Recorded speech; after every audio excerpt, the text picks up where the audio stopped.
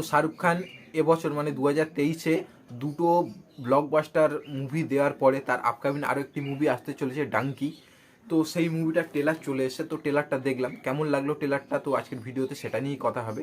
তার আগে চ্যানেলে নতুন হলে চ্যানেলটিকে সাবস্ক্রাইব করবেন এবং ভিডিওটা লাইক শেয়ার করবেন। তো এই যে ডাঙ্কি মুভিটা, তো এই মুভির যে ডিরেক্টর রাজকুমার হিরানি, তো এই যে রাজকুমার হিরানি ইনি এমন একজন ডিরেক্টর যার মানে নাম শুনেই দর্শক থিয়েটারে চলে আসবে। মুভির মধ্যে স্টার কে আছে, কন্টেন্ট কি, সেসব অনেকের ক্ষেত্রে প্রয়োজনও পড়ে না, শুধু রাজকুমার হিরানির নামেতেই মানুষ সিনেমা দেখতে চলে আসে।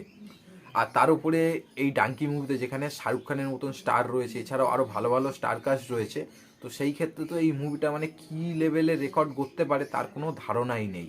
আর তার উপরে শাহরুখ খানের এবছর যে ট্র্যাক রেকর্ড, শাহরুখ খানের সিনেমা যেভাবে এবছর কালেকশান করছে সেটা তো অন্য মাত্রায়।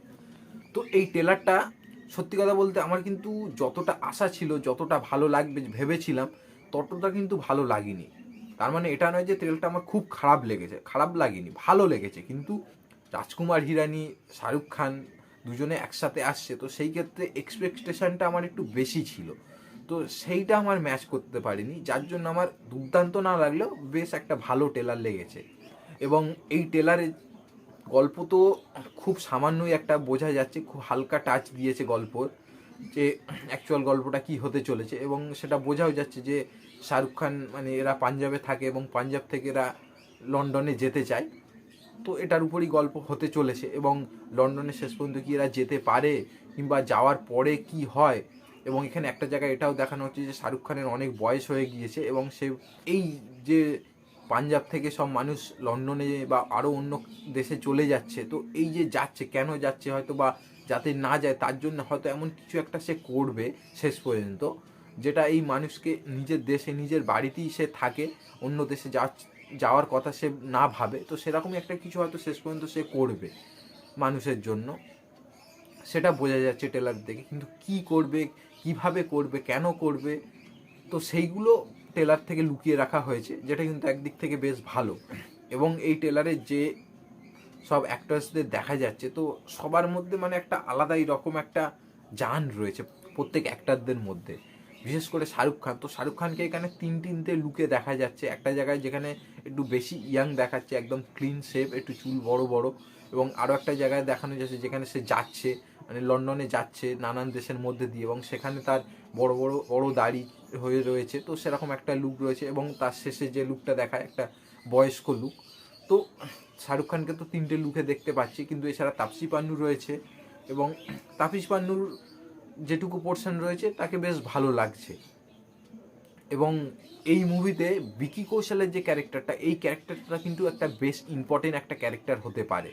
কারণ বিকি কৌশলের যে ক্যারেক্টারটা, তাকে তো আমরা ট্রেলারের প্রথম দিকে দেখছি, এবং সে ইংরেজি খুব ভালো বলতে পারে না, এবং লন্ডন যেতে গেলে তার যে ভিসা করতে লাগে তখন তাকে ইংরেজি ভালোভাবে বলতে হয়। তো সেইটা বিকি কৌশল বলতে পারে না, এটা তার প্রবলেম আছে, সেটা ট্রেলারই দেখাচ্ছে। এবং তারপরে হয়তো এমন কিছু হবে যে বিকি কৌশল হয়তো মারা যাবে। কারণ যখন শাহরুখ খান বা এদের আরও যে দুটো বন্ধু রয়েছে এবং তাপসী পান্নু, এরা যখন লন্ডনে যাবে ইলিগালভাবে, তো তখন কিন্তু এদের সাথে বিকি কৌশল নেই। যে কটা যতগুলো শট রয়েছে সেখানে কিন্তু বিকি কৌশলকে দেখা যাচ্ছে না।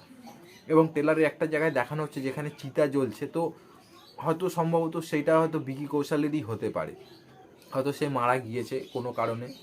এবং এই কারণটাই হয়তো এদেরকে আরও বেশিভাবে ট্রিগার করেছে লন্ডনে যাওয়ার জন্য, যার জন্য তারা এইসব ভিসা পাসপোর্টের এসবের তোয়াক্কা না করেই ইলিগালভাবে লন্ডনে যাওয়ার জন্য বেরিয়ে পড়েছে। এবং এদের এই যে জার্নিটা হতে চলেছে, তো জার্নিটা কিন্তু খুব ইন্টারেস্টিং হবে, সেটা ট্রেলার দেখেই বোঝা যাচ্ছে। তার মধ্যে অ্যাকশন, কিছু কমেডি, রোম্যান্স, সে তো থাকছেই। এবং এই ট্রেলারে প্রথম দিকে কিন্তু কমেডি রাখা হয়েছে, ট্রেলারের শেষের দিকে সেখানে কিন্তু কমেডির পোর্শন নেই, সেখানে কিন্তু ইমোশনের ওপর বেশি জোর দেওয়া হয়েছে, মানে ইমোশন দিকটা বেশি দেখানো হয়েছে, যেটা রাজকুমার হিরানির বইয়েতে থেকে থাকে। সেখানে সেই মুভিতে কিন্তু ইমোশন প্রচণ্ড স্ট্রং থাকে। তো এই মুভিটাও যেমন কমেডি তো থাকবেই, তেমন কিন্তু ইমোশনও প্রচণ্ড স্ট্রং হবে। এবং এই মুভির যে মেকিং খুব ভালো হবে এবং বেশ গ্র্যান্ডিওরভাবে বানানো হয়েছে, তো সেটাই ট্রেলার দেখে কিন্তু স্পষ্ট। তো রাজকুমার হিরানি এবং শাহরুখ খান তো দুজনে মিলে আরও একটি ব্লকবাস্টার কিংবা অল টাইম ব্লকবাস্টার মুভি দিতে চলেছে, তো দেখাই যাক মুভিটা কেমন কি কালেকশন করে। ডাঙ্কির অপোজিটে সালার তো রয়েছে, তো সালারের ট্রেলারও কিন্তু বেশ ইমপ্রেসিভ। তো দেখাই যাক দুটো মুভি একই সময়ে রিলিজ হয়ে কোনটা কেমন কি বিজনেস করে। তো আমি তো দুটো মুভির জন্যই এক্সাইটেড হয়ে রয়েছি, তো দেখাই যাক কী হয়। তো আপনারা যারা ডাঙ্কির ট্রেলার দেখেছেন তো কেমন লেগেছে কমেন্টে জানাবেন এবং ভিডিওটা লাইক শেয়ার করবেন। ধন্যবাদ।